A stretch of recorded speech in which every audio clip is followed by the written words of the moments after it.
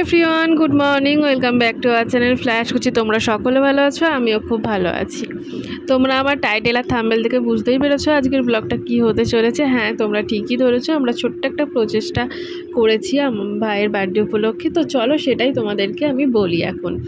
আর এই যে এখানে দেখতে পাচ্ছ পায়েস হচ্ছে এখন। আসলে জানো বার্থডে দিনে পায়েস তো মানে একটা কমন ব্যাপার, মাস্ট জিনিস পায়েস হবেই।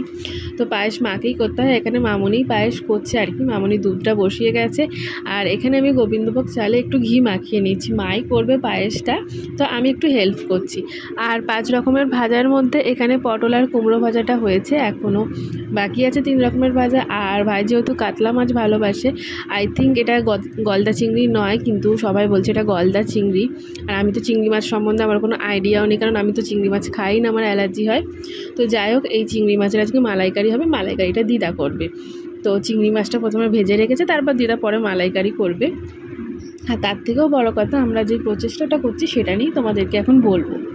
তো এখানে আলু দেখছো ভাজা হয়ে গেছে। টোটাল 100 জনের খাবার রেডি করা হবে, সেই অনুযায়ী আমরা 150 থেকে 190 পিস মতো আলু কেটেছি। তো কিছু আলু গলে যাবে, কিছু আলু ভেঙে যাবে, গোটা তো থাকবে না, ওই জন্য অনেকটা এক্সট্রা করে আলু কাটা হয়েছে। তো এখানে আলু কাটা এখনও চলছে, দেখছো কত চোগলা হয়েছে আলু। তো এখানে হাফ আলু ভাজা হয়েছে, আরও বাকি আছে, এখনও কাটা হবে, এরকম আর কি চলতে থাকছে।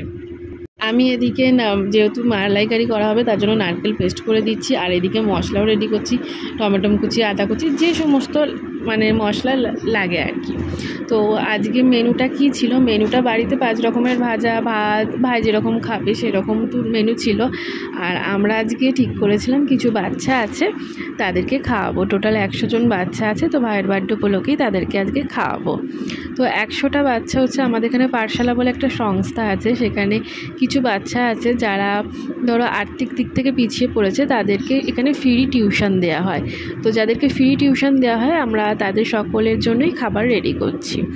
তাদের জন্য আমরা রাইস করছি আর চিকেন কষা করছি। তো এখানে রাইসের চাল আনা হয়ে গেছে, আর ওদিকে মাংসগুলো ভাজা হচ্ছে। যেহেতু অনেকটা মাংস, যেহেতু 100 জনের জন্য করা হবে, ওই জন্য মাংসটা আগে থেকে ভেজে করা হচ্ছে। আর রাইসটা ঝুড়িতে মানে ভাতটা করে ঝুড়িতে ঢালা হয়েছিল, তারপর রাইসে যে সমস্ত ভেজিটেবল জিনিসগুলো দেওয়া হয় সেইগুলো দিয়ে মেশানো হবে। তো অনেক দিনের একটা ইচ্ছা ছিল, যেটা পূরণ করা মানে হলো আর কি। আসলে অনেক দিনের ইচ্ছেটাই ছিল, কিন্তু কি বলো তো, একার দ্বারা তো কখনো সম্ভব নয়। পরিবারের সমস্ত মানে পরিবারের সবাইকে সাহায্য করতে হয়। সত্যি কথা বলতে এরকম একটা পরিবার পেয়ে আমিও খুবই লাকি, যে একটা কেউ কোনো কিছু ভালো কাজ করবে তো সবাই এত সুন্দরভাবে কি এগিয়ে আসে, তা বলার মতো নয়।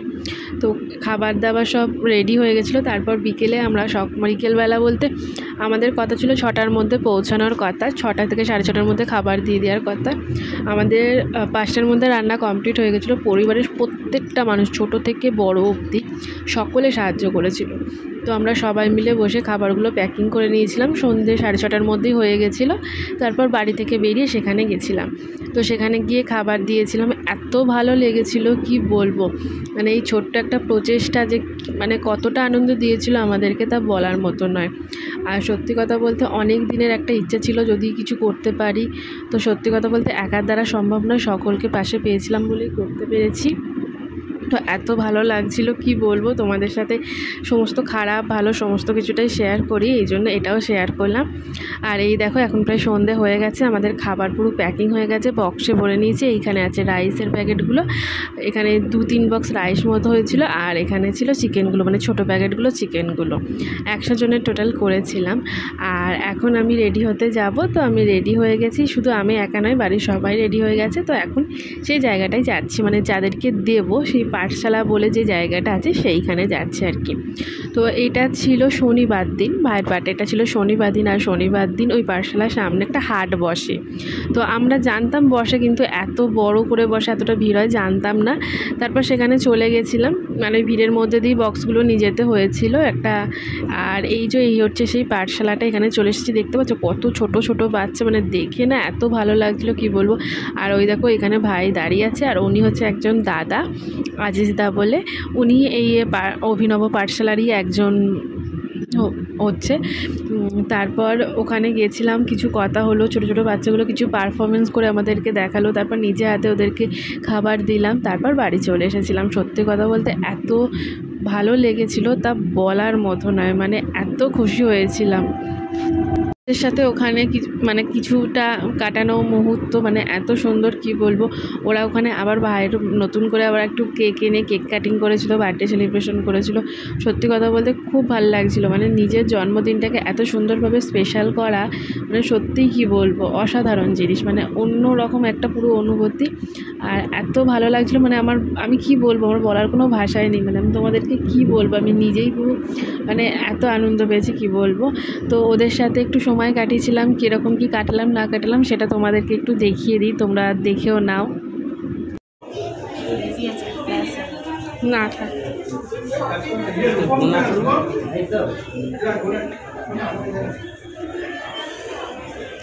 আরে জুম করেছি তার জন্য।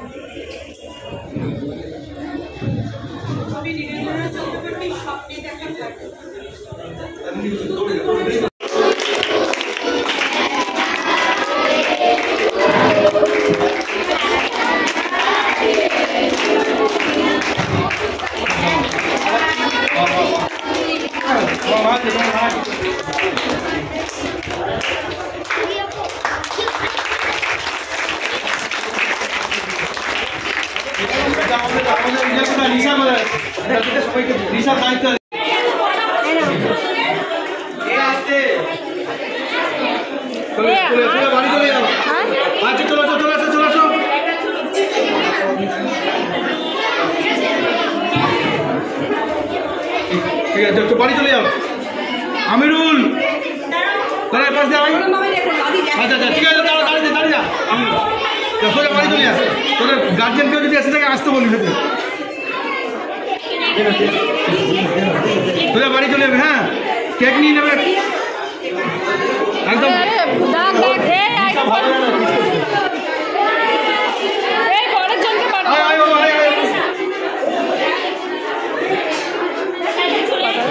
আমিরুল এখানে আয়, এখানে আয় বাবা, টিফিন নিয়ে চলে যা।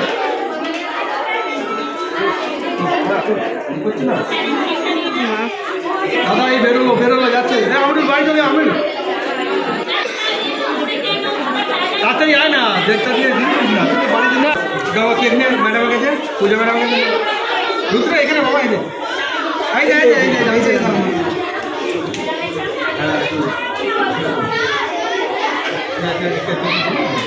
মানে কেক নেবে না, মাছ